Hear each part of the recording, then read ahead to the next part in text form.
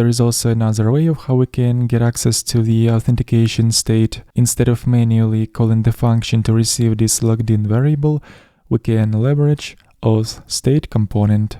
Let's use this component in here and paste everything that has to be rendered based on the current authentication state into this component, like so.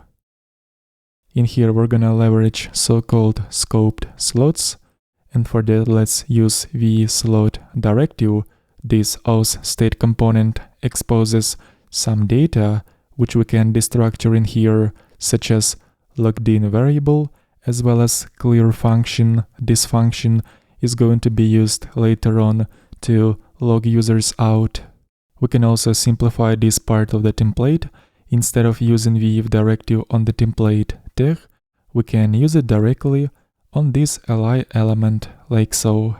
And now we don't even need to have this script tag in this component, since we are getting access to the logged in variable in another way, so I'm going to remove this script tag. Let's also do the same for the mobile navigation. I will switch over to the app header mobile nav component. First of all, let's simplify this markup and use the if directive directly on top of this li element instead of using template element. And then I'm gonna wrap this whole chunk of code into auth state component. Use scoped slots in here. Get access to logged in state as well as clear function by using scoped slots. Now let's remove that script tag that we were using before to get access to the logged in variable, which we don't need anymore. Before going any further, let's just make sure that at this point everything works as expected. If I'm going to log in, we'll have to be redirected to the playlists page, and the logout link has to be shown instead of login and sign up links. This works, but what about logging out? We will need to be logged out after clicking this logout link.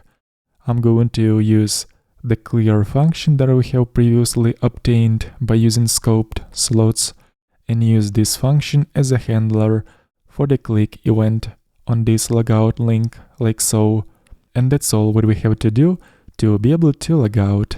Alright, now let's see if I'm gonna click this link, what is going to happen.